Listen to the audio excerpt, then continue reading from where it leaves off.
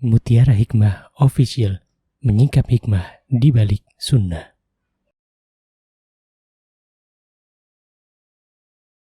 Salurkan donasi terbaik Anda untuk mendukung dakwah Mutiara Hikmah Official.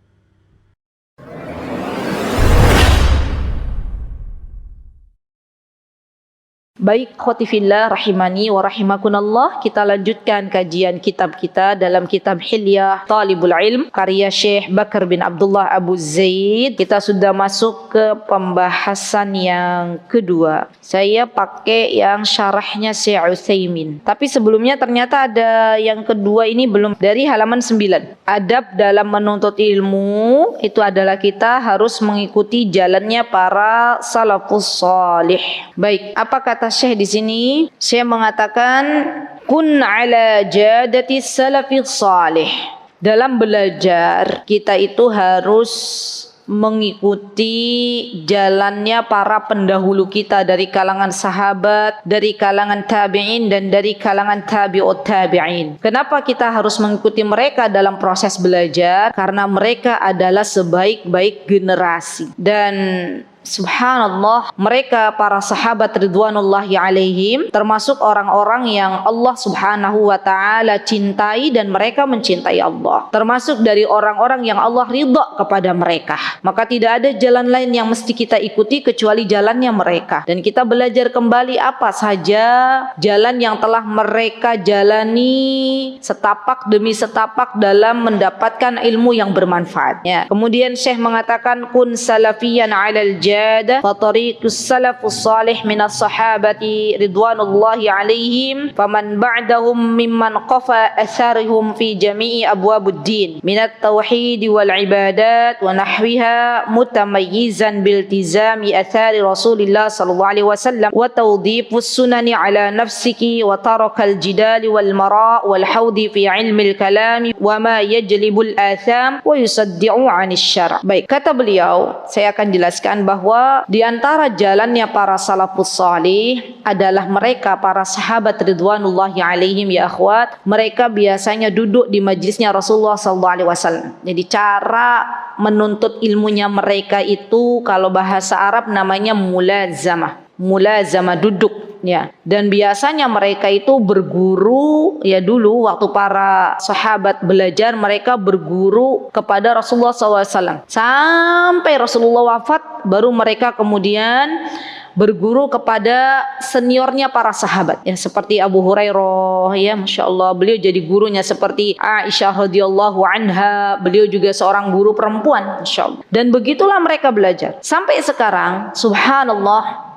Para ulama yang kami lihat dan kami pernah berguru kepada mereka juga demikian.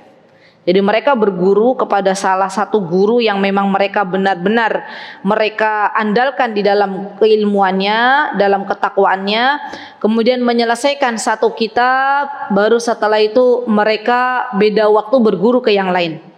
Kadang ya akhwat, kalau kita itu belajar dari sini kemudian pindah lagi di hari yang sama, pindah lagi, maka tidak ada yang menempel. Maksudnya dia tidak ada yang menempel tapi tidak secara lebih dalam. Ya. Di caranya bagaimana para sahabat dulu mereka duduk di majlisnya Rasulullah SAW. Rasulullah mengajarkan mereka, subhanallah. Dan mereka kemudian setelah itu mereka pun kalau mau mengambil majlis lain, maka setelah Rasulullah SAW selesai menjelaskan, baru mereka belajar kepada yang lain. Jadi selagi ada Rasulullah SAW, maka mereka belajar kepada Rasulullah SAW.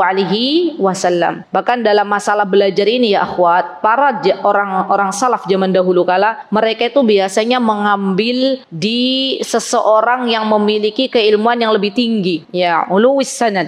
Ya, semakin dia memiliki ilmu yang lebih tinggi, maka semakin banyak akan kita dapatkan ilmu tersebut. Subhanallah. Dan beginilah cara mereka dalam belajar. Dia subhanallah duduk menyelesaikan satu pembahasan, baru kemudian kalau selesai sudah. Maka nggak heran kalau misalnya Imam Syafi'i yang biasanya beliau sebut-sebut guru seniornya. Imam Syafi'i itu punya guru banyak, tapi yang beliau senantiasa dekati dan beliau tidak meninggalkan majlis tersebut kecuali ada udzur adalah majlisnya Imam Malik. Ya.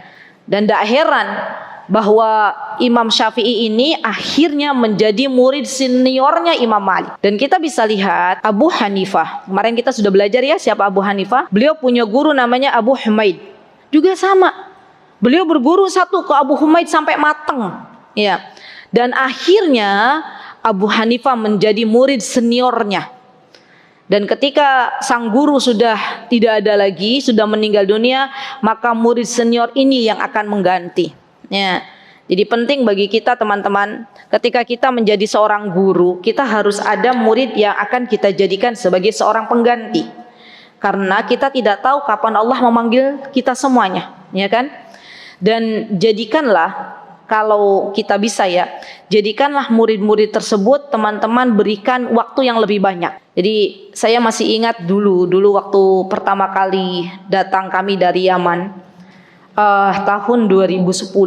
Waktu itu saya diminta oleh beberapa akhwat, sekitar 4-5 akhwat, jadi ngajar gitu ya. Terus saya waktu itu bilang ke mereka, karena mungkin baru datang ya, jadi saya bilang, ini saya akan menerapkan metode belajar apa yang sudah saya dapatkan oleh guru-guru saya. Saya akan mengajar kalian sesuai dengan apa yang saya dapatkan dari guru-guru saya. Subhanallah ya akhwat, waktu itu 5 akhwat ini siap. Jadi saya ingat waktu itu pelajaran apa ya, itu tuh saya bilang hafalkan, mereka menghafal gitu ya, hafalkan. Hanya sedikit, Allahu Akbar. Tahun-tahun berikutnya saya dengar ketika saya sudah selesai, mereka sudah selesai, saya dengar fulanah yang dulu belajar, Masya Allah sekarang sudah jadi muallimah. Fulanah yang dulu pernah belajar bareng dengan saya waktu itu sudah menjadi seorang muallimah. Masya Allah, rasanya hati itu senang. Ya Allah, semoga Allah berikan keberkahan untuk fulana. Ya Masya Allah. Dan begitulah cara saya lihat para syekh itu, mereka harus punya tangan kanan. Ya, kenapa? Karena nanti suatu hari kelak kalau kita sudah nggak ada, maka mereka yang akan menggantikan kita. Ya Masya Allah, Allahu Akbar ya. Dulu Rasulullah SAW juga sama, punya murid-murid senior. Jadi memang ada beberapa sahabat yang diberikan kelebihan oleh Allah Subhanahu wa taala dalam bab ini untuk mudah dalam menyerap ilmu. Ya, jadi setiap sahabat tuh punya kelebihannya masing-masing. Ya, ada yang ahli dalam bahasa, ada yang ahli dalam faraid, ada yang ahli dalam fikih, ada yang ahli dalam Al-Qur'an. Dan itu Rasulullah sudah tahu. Yes, Masya Allah. Contoh misalnya Ibnu Mas'ud, ya Abdullah bin Mas'ud. Beliau ahli dalam Al-Qur'an. Maka Rasulullah SAW seringkali memberikan kepada Ibnu Mas'ud jatah yang tidak diberikan kepada yang lain. Dan akhirnya apa? Para sahabat-sahabat mereka kalau bertanya tentang tafsir yang berkaitan dengan Al-Quran, mereka sudah tahu, tanya kepada Ibnu Mas'ud. Subhanallah. Dan begitulah Rasulullah SAW. Ketika beliau sudah tahu kelebihan muridnya di bagian mana, maka Rasulullah SAW menginginkan murid tersebut untuk memperdalam bidang itu. Dan akhirnya Allah Azza wa Jalla berikan kepada murid ini suatu bidang dari bidang tertentu. Kemudian suatu hari kelak akan Allah jadikan murid ini sebagai muallim. Ya Masya Allah. Jadi boleh ya akhwat, karena saya sekarang nggak bisa lihat banyak sekali. Mungkin nanti perlu dibikin apa ya, kira-kira kalau dulu kita mau sekolah itu kan senangnya di bidang apa. Jadi dalam ilmu agama juga ada spesialis-spesialis. Kemarin saya berjumpa dengan panitia Surabaya yang menjemput dari hotel itu. Salah satu ini ibrah ya, mudah-mudahan jadikan pelajaran. Jadi beliau sama putrinya, beliau cerita ke saya, Ustazah, putri saya itu dulu maunya sekolahnya di Lipia Jakarta, tapi saya tuh belum siap kalau putri saya sekolah di Jakarta katanya gitu ya. Nanti kalau saya dengar ada apa dengan putri saya pergaulannya begini-begini, saya nggak siap kata ibu itu. Terus saya berangkatnya waktu itu di belakang.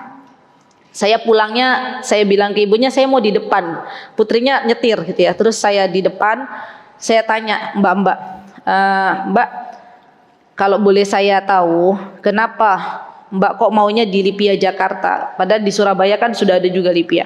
Apa kata beliau? Ternyata beliau cerita, Ustazah, saya tuh dulu di pondok itu seneng banget ilmu fikih katanya ya, seneng banget.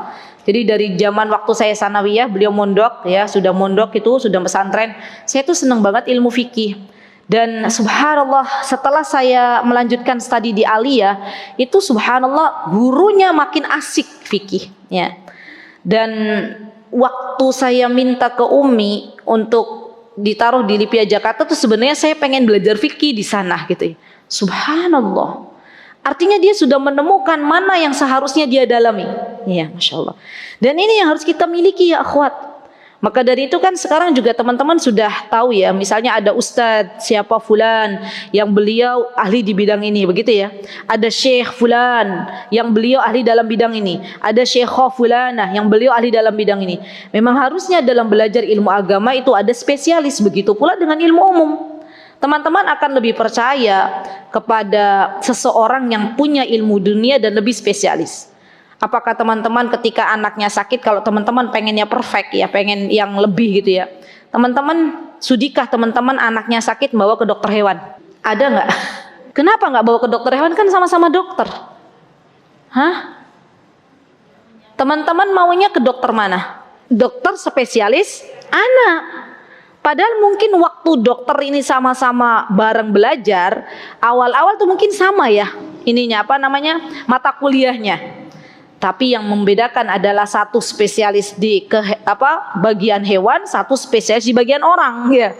Untuk perkara dunia saja kita memilih dalam memberikan sebuah masalah atau anak kita mau ke dokter spesialis. Begitu pula dengan masalah agama ya.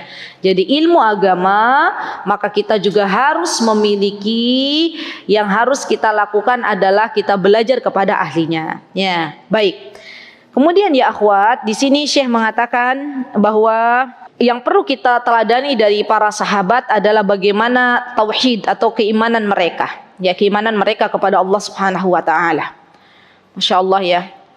Kalau kita lihat para sahabat ridwanullahi alaihim, ketika Rasulullah sallallahu alaihi wasallam beliau menyampaikan sesuatu, maka tidak menunggu lama para sahabat akhirnya mengamalkan dari apa yang mereka dengar. Dan ketika Rasulullah SAW menceritakan sesuatu, ya, maka tidaklah mereka kecuali keimanan mereka bertambah kepada Allah Subhanallah. Maka penting bagi kita ya akhwat, me time-nya kita para ibu-ibu itu baca kisah-kisah orang-orang terdahulu. Kita akan mendapati subhanallah para sahabat itu benar-benar Allah gerakkan hatinya super cepat gitu loh, untuk mengejar kebaikan, berfastabiqul khairat. Tidak menunggu lama. Kalau Allah dan Rasulnya menginginkan begini, mereka langsung sami'na wa ta'na. Karena mereka sudah dekat dengan Allah Subhanahu wa taala. Karena mereka sudah cinta kepada Allah Subhanahu wa taala. Allahu akbar. Dan juga kita bisa meneladani mereka dalam segi ibadah. Ya Masya Allah, Allahu akbar, Allahu akbar. Kalau kita tahu para sahabat ridwanullahi alaihim ya akhwat, ketika mereka beribadah kepada Allah, maka mereka benar-benar menjadikan ibadah tersebut menjadi hal yang nomor satu. Teman-teman pernah dengar ada seorang sahabat yang ketinggalan sholat berjamaah, masbuk. Apa yang beliau lakukan? Kata beliau, ya Allah, saya sudah hari ini sudah berbuat yang tidak seperti biasanya. Biasanya berada di saf depan, kemudian beliau akhirnya masbuk, dan setelah sholat beliau langsung mewakafkan sebagian kebunnya untuk menebus apa? Menebus kesalahan yang beliau lakukan. Padahal bukan gak sholat, bukan, tapi ketinggalan sholat di saf pertama saja. Allahu akbar, Allahu akbar, Masya Allah. Begitu pula kalau kita lihat ya generasi para tabi'in, para tabi'ut tabi'in, ketika di bulan Ramadan khususnya, mereka akan benar-benar menghabiskan waktu di bulan Ramadan itu yang sebentar lagi kita akan jalani untuk benar-benar beribadah kepada Allah, fokus, insyaallah. Teman-teman pernah baca Imam Syafi'i dalam satu hari menghabiskan berapa kali hataman? 2 kali hatam Al-Quran. Kenapa bisa seperti itu? Karena memang mereka fokus untuk beribadah kepada Allah Subhanahu wa taala. Dan semoga kita pun bisa mengikuti jejak-jejak mereka. Karena dalam masalah ibadah, Masya Allah Tabarakar Rahman, mereka adalah orang-orang yang paling baik ya. Begitu pula Rasulullah sallallahu alaihi wasallam. Beliau telah mencontohkan bagaimana beliau beribadah kepada Allah Subhanahu wa taala. Masyaallah. Kemudian di sini Syekh mengatakan, dan jadilah seseorang yang benar-benar memegang warisan Rasulullah sallallahu alaihi wasallam. Kita sudah pernah belajar di pertemuan kemarin bahwa wa innal anbiya lam yuwarrithu dinaran wala dirhaman wa innama warasatul ilm, bahwa para nabi termasuk Rasulullah SAW tidak mewariskan kepada kita dinar dan dirham, tapi beliau mewariskan ilmu. Maka jangan pernah kita tertinggal dari majlis ilmu. Kenapa ya akhwat? Disebutkan faman akhadahu akhada bihaddin wafir. Barang siapa yang dia mengambil warisan dari para nabi, dari para rasul, yaitu ilmu, maka dia akan mendapatkan keberuntungan yang banyak. Ya subhanallah. Mendekatlah dengan majlis ilmu, karena disitulah banyak sekali kebahagiaan yang akan kita raih. Ya subhanallah. Dan kita sudah belajar juga bahwa di antara keutamaan ilmu adalah menjaga diri kita. Kalau kita hidup ingin dijaga oleh Allah Subhanahu wa taala, maka jangan jauh-jauh dari namanya majlis ilmu. Masyaallah. Baik, kemudian diriwayatkan oleh Imam Dhahabi rahimahullahu taala, disebutkan oleh Syekh Utsaimin di dalam syarah beliau, dan beliau menyebutkan perkataan Syekh Ad-Dhahabi rahimahullahu taala, wa sahha 'an ad-Daruqutni annahu qala ma syai'un abghadu ila min 'ilmil kalam. Qultu lam yadkhulil rajul abadan fi ilmil kalam wal jidal wala khad fi dalik bal kana salafiyan. Subhanallah. Jadi ada ya akhwat, sebagian orang yang mereka itu belajar yang namanya ilmu kalam, atau mungkin disebut dengan ilmu filsafat. Semakin orang belajar ilmu kalam, maka biasanya semakin jauh dari Allah Subhanahu wa taala. Karena mereka memikirkan Allah Subhanahu wa taala dengan akal mereka, bukan dengan iman. Bukan dengan iman. Ada banyak orang-orang yang belajar ilmu kalam yang akhirnya justru tidak beriman kepada Allah Subhanahu wa taala. Karena mereka mempertuhankan akal mereka. Dan kita tahu urusan masalah Allah, urusan masalah akhirat itu tidak semuanya bisa pikirkan dengan akal kita, dengan logika kita. Contoh misalnya, ketika Allah Subhanahu wa taala dan Rasulnya memerintahkan kita untuk menyapu bagian atas sepatu, ya, atau kalau dalam fikih itu khuf, ya, itu kita diperintahkan untuk mencuci bagian atasnya. Padahal secara akal yang kotor bagian mana? Bawah. Dan ini menjadi dalil, menjadi bukti bahwa sejatinya ketika kita berbicara masalah Allah Subhanahu wa taala, berbicara masalah Islam, masalah iman, masalah ihsan, itu semuanya bukan perkara yang kita kedepankan akal kita, tapi dengan iman kita, dengan hati kita. Dan seseorang yang menuhankan akal, ya akhwat, itu terkadang mereka justru akhirnya jauh dari apa-apa yang diperintahkan oleh Allah dan Rasulnya, ya. Dan sejatinya ibadah itu terkadang ada amrun ta'abbudi. Amrun ta'abbudi itu begini, Allah dan Rasulnya memerintahkan sesuatu, kita harus mengikuti, ya. Dan amrun ta'abbudi di sini artinya kita sedang belajar untuk mentaati Allah dan Rasulnya, ya. Subhanallah. Baik. Kemudian di sini disebutkan oleh Syekh bahwa ahlu sunnah wal jamaah adalah orang-orang yang mengikuti jejaknya Nabi kita Muhammad SAW. Orang-orang yang mencintai apa-apa yang dikerjakan oleh Nabi kita Muhammad SAW. Sampai-sampai kalau kita tahu Imam Ahmad, Imam Syafi'i, Imam Malik, Imam Abu Hanifah, mereka semuanya adalah orang-orang yang sangat suka dengan sunnah. Tidak ada jalan yang bisa kita raih untuk mencari sebuah kebahagiaan di dunia dan di akhirat, ya akhwat, kecuali kita harus menjalankan apa-apa yang diperintahkan oleh Nabi kita Muhammad SAW. Karena kelak ada orang-orang yang terusir dari telaganya Rasulullah SAW, padahal Rasulullah mengetahuinya itu adalah umatku, tapi Allah Subhanahu Wa Taala mengatakan, ya Muhammad, engkau tidak tahu apa yang mereka perbuat sepeninggalmu. Ya, dan ini adalah ujian. Ketika kita diuji oleh sebuah keadaan di mana sekeliling kita adalah orang-orang yang membenci sunnah Nabi kita Muhammad SAW, apakah kita termasuk orang yang menggenggam sunnah ini dengan baik, atau justru kita akan terbaur dengan komunitas tersebut, dengan lingkungan tersebut? Jadilah orang-orang yang mana disebutkan oleh Rasulullah SAW, barang siapa yang menggenggam sunnah maka seperti menggenggam bara api. Di zaman yang penuh fitnah ini, minta kepada Allah Subhanahu wa taala kekuatan, minta kepada Allah Subhanahu wa taala keistiqomahan, karena orang-orang yang istiqomah berada di jalan yang benar, orang-orang yang kuat berada di jalan yang benar walaupun di sekelilingnya sudah banyak keburukan, mereka lah orang-orang yang kelak Allah akan masukkan ke dalam surganya, dan Allah pilih orang-orang tersebut untuk menjadi walinya Allah di dunia. Subhanallah, Allahu Akbar. Baik. Kemudian bab yang berikutnya adalah bab yang sudah tertulis di flyer, yaitu bab takut kepada Allah Subhanahu wa taala. Ini adalah adab yang ketiga. Jadi adab yang pertama sudah kita bahas, yaitu mengikhlaskan niat hanya untuk Allah Subhanahu wa taala. Bab yang kedua adalah ikuti jalan generasi pendahulu kita. Yang ketiga adalah adab di antara adab seorang penuntut ilmu, hendaklah merasa diawasi oleh Allah Subhanahu wa taala. Baik, apa kata Syekh dalam kitab beliau Hilyah Talibul Ilm? Kata beliau, mulazamatu khasyatillahi ta'ala, merasa diawasi oleh Allah Subhanahu wa ta'ala. Dan ini adalah sifat yang harus kita miliki bagi kita sebagai seorang mukminah, orang yang beriman kepada Allah. Sikap muraqabah, merasa diawasi oleh Allah Subhanahu wa taala, adalah sikap yang harus kita dahulukan. Karena seseorang yang ingin hidupnya sukses di dunia dan di akhirat, apa kata Imam Al-Jariri, kata beliau, tidaklah seseorang itu akan meraih kebahagiaan di dunia dan di akhirat kecuali harus memiliki dua sifat aslan. Apa itu?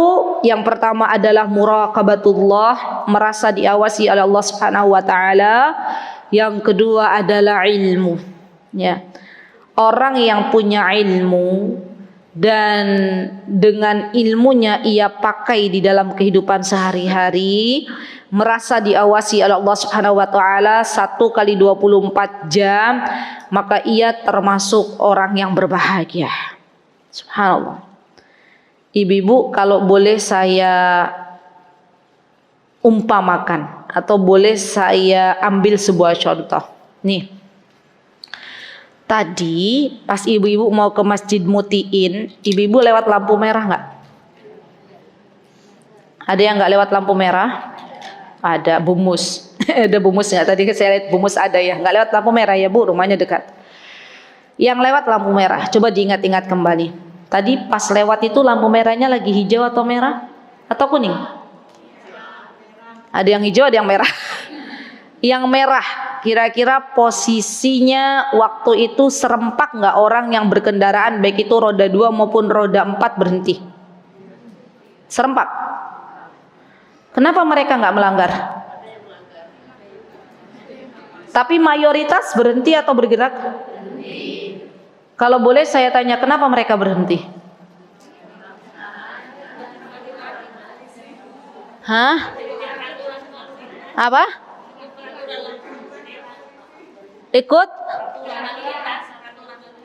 Ikut peraturan. Ada nggak di antara mereka yang takut kalau ditilang? Gitu kan akhirnya? Karena mereka berhenti karena takut Kenapa kalau ditilang? Urusannya panjang, gitu ya. Begitu ya, Bu. Kalau ditilang urusannya panjang, kalau melanggar urusannya panjang. Itu yang pertama. Ya, mereka berhenti karena takut ditilang dan urusannya panjang. Oke, saya terima. Yang kedua, kenapa mereka berhenti? Takut kecelakaan. Kalau mereka menerobos lampu merah yang di sebelah hijau, nanti takut kecelakaan dan itu berbahaya bagi dirinya. Ya, sepakat, Bu? Sepakat. Itu untuk urusan dunia kita nurut. Padahal kalau kita tahu, subhanallah, bahwa Allah Azza wa Jal ketika Allah melihat kita 1 kali 24 jam dan kita benar-benar merasa diawasi oleh Allah, mau bertindak maksiat kita berhenti, mau melanggar ada dosa kita berhenti. Kenapa? Karena kalau kita melanggar urusannya panjang. Kalau melanggar lampu merah, orang takut ditilang, ada CCTV, ya enggak? Dan itu urusannya paling sampai pengadilan, ambil SIM, bayar, selesai. Selesai enggak, Bu? Tapi orang kalau melanggar dosa, melanggar maksiat, urusannya sampai ke akhirat enggak? Lebih panjang daripada urusan orang yang hanya ditilang di dunia. Subhanallah, subhanallah, Allahu Akbar. Kalau kita semua berpikir bahwa apa-apa yang Allah telah tetapkan dari sebuah dosa atau maksiat yang tidak boleh kita langgar, maka kita akan berhenti semuanya. Karena kita sadar urusannya panjang nanti di akhirat. Urusannya panjang. Orang meninggalkan salat, urusannya panjang. Orang meninggalkan apa-apa yang dilarang oleh Allah, misalnya tidak salat, atau durhaka kepada kedua orang tua, atau durhaka kepada suami, atau tidak melaksanakan puasa Ramadan, atau misalnya dia mendolimi orang lain, urusannya panjang. Ya subhanallah. Kemudian yang kedua apa, Bu? Kalau tadi urusannya panjang, yang kedua apa? Celaka, mencelakakan dirinya. Sama. Orang yang menyekutukan Allah, artinya dia sedang zalim. Kenapa orang-orang yang menyekutukan Allah itu disebut zalim, ibu-ibu? Karena seharusnya ketika dia menyembelihnya hanya untuk Allah, bukan untuk yang lainnya. Kenapa disebut zalim orang-orang yang menyembelih kepada bukan untuk Allah tapi untuk yang lainnya? Karena dia kurang sadar bahwa sejatinya selama ini yang memberikan makan atau minum itu siapa? Allah.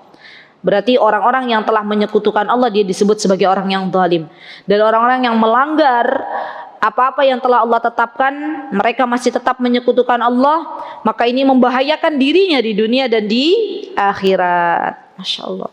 Jadi mulai ibu-ibu, kita mulai berpikir ya bahwa sejatinya ketika Allah kasih rambu-rambu kepada kita, ya ada dosa, ada maksiat itu seperti lampu merah yang kita semuanya harus bisa berhenti, berpikir lagi bahwa kalau kita melanggar apa-apa yang menjadi batasan dari sebuah syariat itu akan mencelakakan diri kita di dunia dan di akhirat. Dan kita tahu bahwa Allah Azza wa Jalla adalah zat yang tidak pernah tidur. Ketika kita membaca ayat kursi, apa coba ibu-ibu baca, coba. A'udzubillahi minasyaitonirrajim, coba baca. Allahu la ilaha illa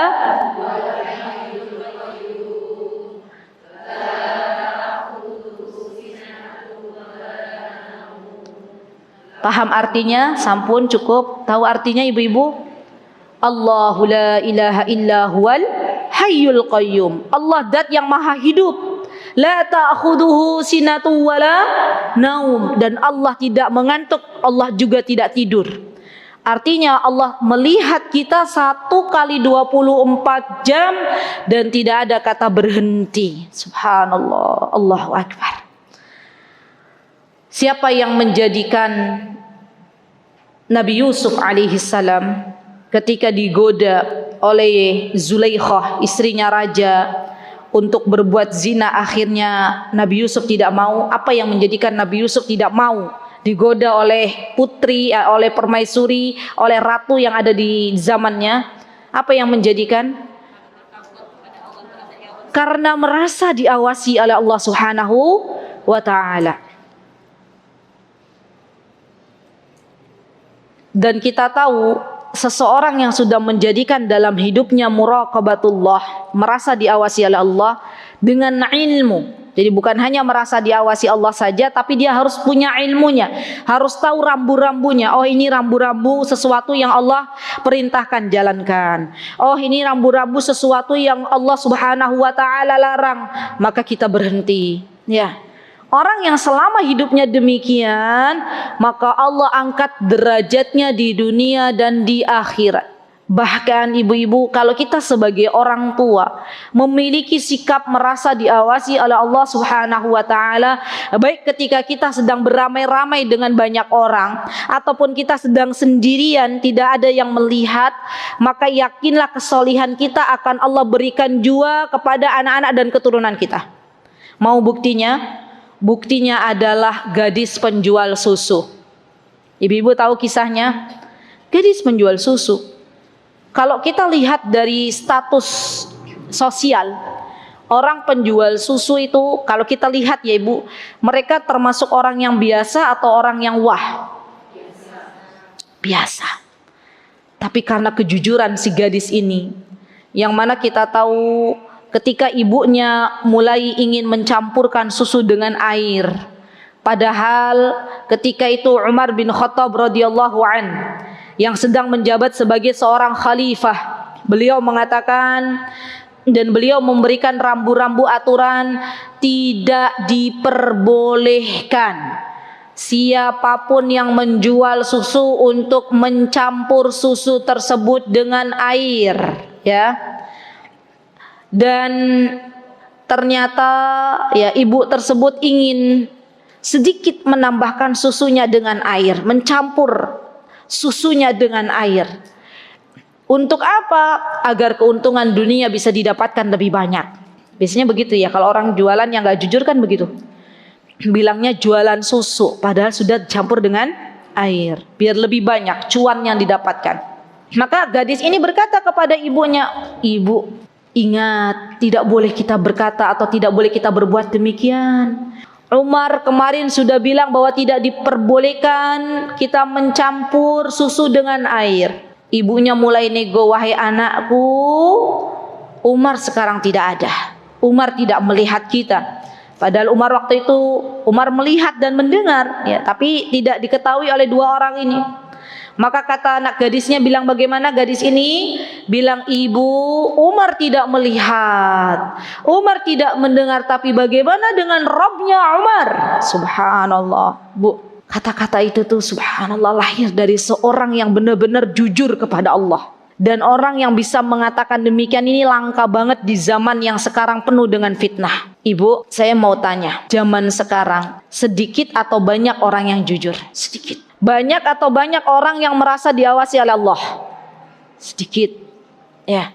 Dan di masanya Umar bin Khattab pun demikian. Setelah Umar mendengar apa yang dikatakan oleh gadis ini, maka Umar langsung pulang ke rumahnya. Nah, ini Umar tuh luar biasa ya. Saya senang membaca kisah-kisah para sahabat. Dan alhamdulillah di kajian Hasan itu sampai sudah selesai kita ya Bu Suatun ya. Kisahnya sahabat, kisahnya sahabiah, kisahnya ibunda para ulama. Itu alhamdulillah sudah selesai, Masya Allah. Dan ketika Umar, beliau adalah seorang khalifah dan seorang ayah yang baik bagi anak-anaknya, beliau langsung pulang ke rumah, berkata kepada anak-anaknya, wahai anakku, ya, siapa di antara kalian yang siap untuk menikah? Ya, bapak punya calon." Masya Allah, keren banget ya, punya calon. Bapak punya calon seorang gadis yang salihah. Lihat, apa yang pertama kali dilihat oleh Umar? Apakah Umar melihat bapak punya calon dia adalah putranya presiden gitu ya? Apakah begitu? Tidak. Umar mengatakan bapak punya calon dia adalah seorang gadis yang salihah. Kemudian Umar menceritakan kisahnya. Maka anaknya Umar yang bernama Asim kala itu mengatakan, "Wahai abati, saya mau." Masya Allah. Lihat Bu. Sekarang kita pikir bareng-bareng. Kalau gadis ini tidak mengingatkan ibunya untuk tidak mencampur air ke dalam susu, kira-kira yang hanya didapatkan oleh gadis ini apa Bu keuntungannya? Uang yang tidak seberapa, ya kan?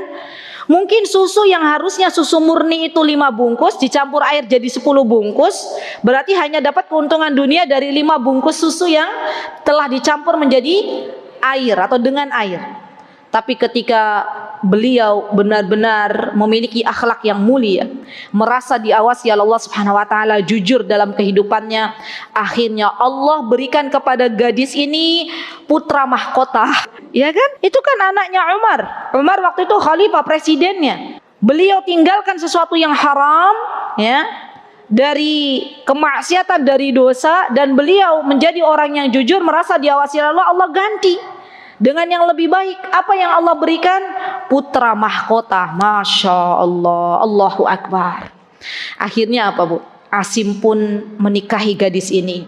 Dan apakah kesolihan gadis ini hanya berputar ya, hanya yang mendapatkan kesolihan orang tuanya? Tidak. Tapi ternyata setelah mereka punya anak, lahirlah Umar bin Abdul Aziz. Catat, bagus banget tuh. Catat Ibu PR. Pekan ini baca biografinya Umar bin Abdul Aziz. Masya Allah.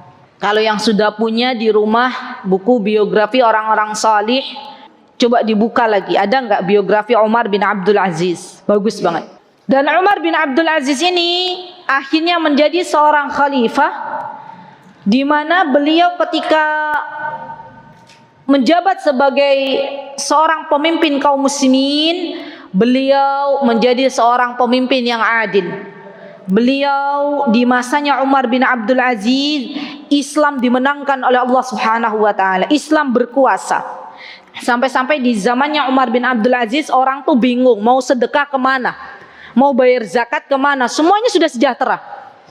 Ya subhanallah. Jadi baca lagi kisahnya Umar bin Abdul Aziz. Lihat ibu-ibu, subhanallah. Dan Umar bin Abdul Aziz adalah orang yang wara, sama dengan ibunya, sama dengan ayahnya, orang yang takut kepada Allah Subhanahu wa taala.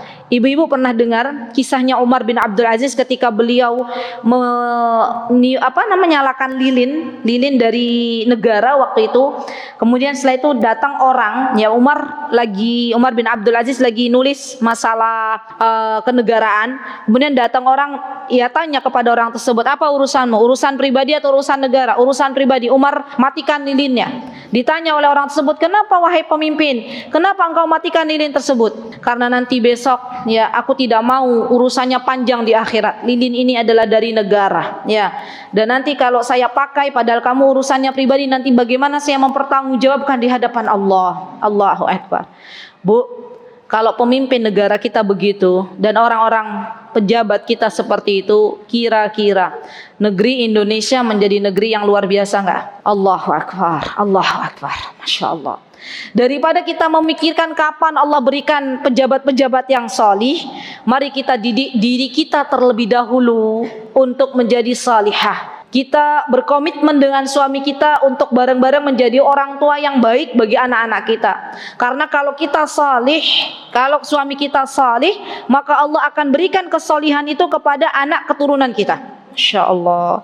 Jadi kadang kita itu berpikir terlalu dalam. Ya Allah, gimana ya merubah negara Indonesia ini menjadi negara yang dekat dengan Allah gitu ya. Ya sudah, kita ambil yang paling kecil aja dulu. Dari mana itu? Dari keluarga. Ya. Kalau kita minta anak kita suruh jadi solih, sedangkan kita tidak berubah menjadi solihah, jauh. Ya. Dari mana kita mulai? Dari dalam diri kita. Subhanallah. Dan ini adalah nasihat yang paling berharga. Ketika seseorang merasa diawasi oleh Allah, maka Allah akan berikan kehidupan yang lebih baik. Ya. Saya ada yang berkisah kepada saya, seorang wanita dulu. Ini kisah, semoga jadi ibrah, kisah nyata. Seorang wanita yang dulu kalau lihat hartanya orang tuh pengennya mencuri. Ya. Kemudian suatu hari dia bercerita, saya tahu bahwa mencuri itu termasuk dosa besar, kata wanita ini. Akhirnya ketika ingin mengambil barang orang lain, dia berpikir panjang. Ya Allah, Engkau mengawasi. Ya Allah, kalau saya ambil barang ini, saya tahu itu adalah mencuri. Dan ini dosanya besar, dia tinggalkan. Ya, subhanallah.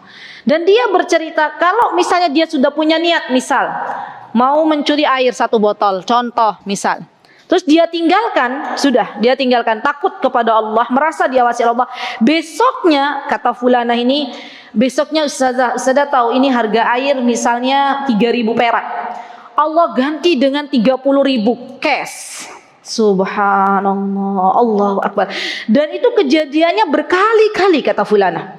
Dari situ saya tahu bahwa sesuatu yang kita tinggalkan dari apa-apa yang dilarang oleh Allah, ya maka Allah akan ganti dengan yang lebih baik.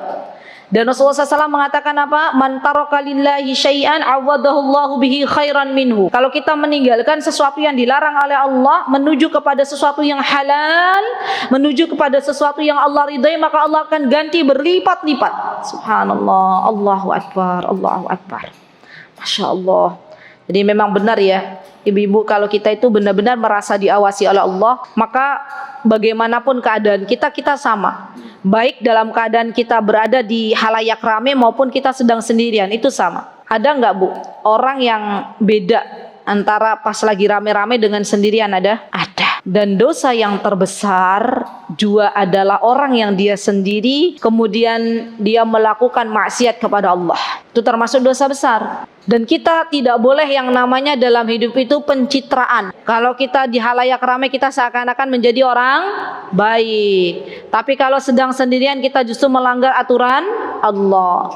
Maka jadilah kita orang-orang yang seadanya. Orang-orang yang sama kita lagi di halayak ramai yang seperti itu, kita sedang sendirian juga seperti itu. Bahkan subhanallah, merasa diawasi oleh Allah ketika dia sedang sendirian, menangisi dosa-dosanya, maka akan diganjar oleh Allah Subhanahu wa taala, akan diberikan pahala oleh Allah di akhirat, termasuk orang-orang yang mendapatkan naungan dari Allah Subhanahu wa taala. Ketika tidak ada naungan selain naungan dari Allah Subhanahu wa taala. Jadi kalau ibu-ibu sendirian bermuhasabah, merasa ya Allah dosaku terlalu banyak selama ini kepadamu, nikmat engkau yang engkau berikan kepadaku terlalu banyak, tapi ternyata saya bukannya bersyukur tapi justru malah bermaksiat kepada engkau, ya Allah ampunilah dosaku, netes air mata. Maka air mata ini akan menjadi saksi besok berkata kepada Allah, wahai Rabbku, aku memohon kepadamu, jadikanlah ia orang-orang yang dapat perlindungan dari engkau, mendapatkan naungan dari engkau. Subhanallah. Saya tuh bayangin ya Bu, ibu-ibu belajar lagi 7 golongan orang yang akan mendapatkan naungan Allah. Saya membayangkan di dunia saja, kalau di lapangan lagi panas banget, kemudian ada tenda kecil tendanya, atau cuaca kala itu sedang tidak bagus, ya kemudian ada sebuah rumah di mana rumah itu hanya diperuntukkan bagi sebagian orang, padahal orang di luar penuh, pasti semua berdesakan ingin masuk rumah tersebut. Begitulah keadaan orang di akhirat. Ya, setiap orang merasa kepanasan dengan matahari didekatkan oleh Allah, dan hanya ada sebagian orang yang Allah izinkan untuk mendapatkan naungan yang Allah sudah sediakan. Jangan pernah kita menyesal besok di akhirat kenapa kita tidak fokus untuk menjadi salah satu dari 7 golongan yang Rasulullah SAW telah sebutkan. Ya, dan ini penting. Orang-orang yang merasa takut kepada Allah, merasa diawasi oleh Allah, menangis air mata karena dosa-dosa yang ia lakukan, maka akan mendapatkan naungan dari Allah Subhanahu wa taala. Baik. Kemudian Syekh mengatakan at-tahalli bi'imaratid dhahir wal batin bi khasyatillahi taala. Subhanallah. Seseorang ketika sadar bahwa Allah melihat segala ucapan, segala perbuatan, segala isi hati. Tadi kan zahir wal batin. Maka dia benar-benar akan memperhatikan apa yang akan dilakukannya, apa yang akan diucapkannya, apa yang terbetik di dalam hatinya. Karena hati itu terkadang subhanallah ya, mengajak kita kepada jalan kebenaran. Kemudian hawa nafsu yang menyeret kita kepada dosa. Ya, dari sini kita mulai berpikir, ya Allah, mana yang mau saya jalankan, kebaikan atau dosa? Ibu-ibu pernah nggak sih kejadian seperti itu? Dihadapkan dengan ada dosa, ada kebaikan. Terus hati kita berkata, ayo taati, ayo berbuat baik. Tapi hawa nafsu dan syaitan mengatakan jangan. Pernah nggak begitu? Biasanya kita milih yang mana? Tergantung mood. Biasanya kita milih yang mana? Kadang kanan, kadang kiri. Ya subhanallah, itulah manusia. Maka ketika ada bisikan dari syaitan, cobalah untuk berta'awud kepada Allah. A'udzubillahi minasyaitonir rajim. Ya, subhanallah, itu yang diajarkan oleh Nabi kita Muhammad SAW. Dan merasa diawasi oleh Allah itu adalah ibadah. Ibadah, Bu. Ibadah yang berhubungan dengan apa? Dengan hati. Jadi ibadah itu kan kita sepakat. Ada yang ibadah secara zahir yang terlihat, semacam sholat itu terlihat, atau ibadah hati. Misalnya apa? Muraqabatullah, merasa diawasi oleh Allah. Itu termasuk ibadah. Kalau ibu selama ini sifat muraqabah itu melekat pada diri kita selama berjam-jam, maka Busyra, kabar gembira, saldo kita di akhirat sedang naik. Subhanallah. Jadi jangan sepelekan muraqabatullah, jangan sepelekan merasa diawasi oleh Allah, karena itu adalah ibadah di sisi Allah Subhanahu wa taala. Baik, muhafidhan ala sya'airil Islam wa idharis sunnah wa nashriha bil amali biha wa da'watu ilaiha dalan ala Allahi bi'ilmika wa sami'ti wa amalik mutahalliyan birrujula wal musahala wa sumti salih wa malaku dhalika khasyatullahi ta'ala. Walihada qala al-imam al-Ahmad rahimahullahu ta'ala aslul ilmi khasyatullah. Subhanallah, catat baik-baik. Ada perkataan Imam Ahmad bin Hanbal rahimahullah. Apa kata Imam Ahmad? Kalau yang punya bukunya ada di halaman 11. Aslul ilmi khasyatullah. Pangkal dari ilmu adalah rasa takut kepada Allah Subhanahu wa ta'ala. Bu, saya mau tanya, pernah nggak lihat ada orang-orang meninggalkan sholat sedangkan dia adalah seorang muslimah? Kira-kira kalau kita tanya kepada mereka, muslimah, kemudian dia meninggalkan sholat, kita tanya, mbak, bu, tahu nggak bu, meninggalkan sholat itu hukumnya apa? Atau sholat itu hukumnya apa? Mereka tahu nggak hukumnya? Berarti ilmunya tahu kan? Wajib. Kalau meninggalkan sholat apa? Biasanya mereka bilang dosa gitu ya. Tapi ada nggak muslimah kita yang meninggalkan sholat? Kenapa demikian? Karena tidak ada takut kepada Allah, ya. Atau misalnya ibu-ibu yang tahu bahwa menutup aurat ini bagian dari perintah Allah. Tiba-tiba dia hanya menutup aurat pas ke pasar atau pas ke pengajian. Giliran ke rumah tetangganya di depan rumah santai pakai piyama. Itu kira-kira ada nggak ibu-ibu Indonesia begitu? Dan dia sebagai seorang muslimah gitu, ada nggak? Banyak ya. Kenapa demikian? Dia tahu nggak bahwa itu tuh dosa kalau dia membuka auratnya? Tahu? Tahu. Kenapa demikian? Karena tidak ada khasyatullah, tidak ada merasa diawasi oleh Allah Subhanahu wa ta'ala. Maka penting yang namanya khasyatullah menjadi tolak ukur seseorang dekat dengan Allah Subhanahu wa ta'ala, insyaallah. Kemudian Syekh mengatakan, falzam khasyatillah fis sirri wal alan. Maka wajib bagi kita untuk menjadikan pengawasan Allah Subhanahu wa taala di dalam kehidupan kita itu, baik ketika kita sedang sendirian maupun di hadapan orang banyak.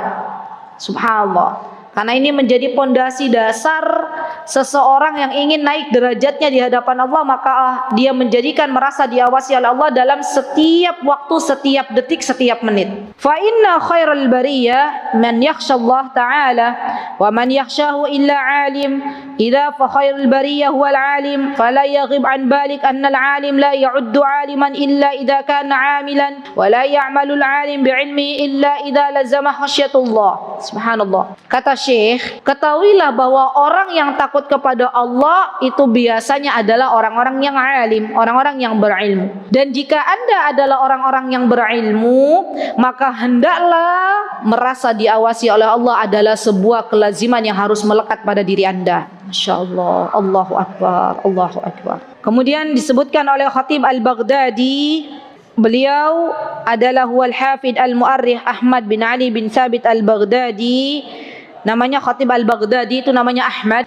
Kalau teman-teman dengar Khatib Al-Baghdadi itu namanya Ahmad bin Ali bin Thabit Al-Baghdadi. Beliau punya buku namanya Tarikh Baghdad. Meninggal pada tahun 463 Hijriah.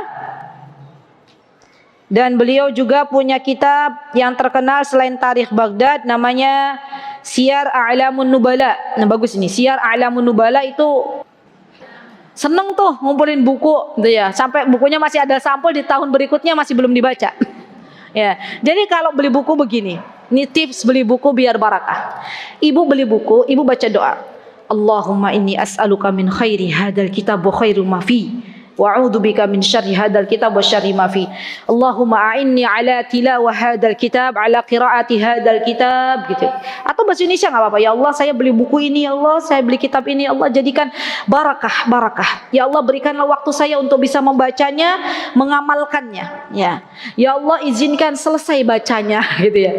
Karena kadang kalau kita itu emak-emak baru baca 1 halaman anaknya sudah nangis. Ya. Jadi pengennya 2 halaman, 3 halaman bubar barisan. Ya. Minta sama Allah.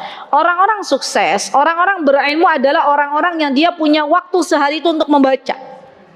Ibu kalau pengen sukses di dunia dan di akhirat, maka harus pintar-pintar memanage waktu. Kapan waktu membaca kitab, kapan waktu membaca Quran, kapan waktu membaca hadis, itu harus punya.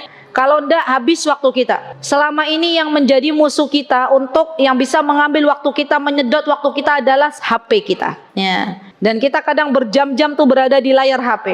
Ya. Tak terasa 2 jam selesai, padahal kalau untuk baca kita rasanya mumet gitu ya. Baca buku, ya Allah panjang banget, nggak habis-habis gitu ya. Udah gitu bukunya tebel lagi. Masya Allah.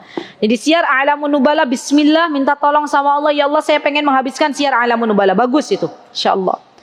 Kemudian yang ketiga, yang kitab yang dimiliki oleh Al-Khatib Al-Baghdadi adalah Bidayah wan Nihayah. Ini juga bagus, Bidayah wan Nihayah. Bagi teman-teman yang belum beli buku, nggak apa-apa. Sekarang ada buku elektronik.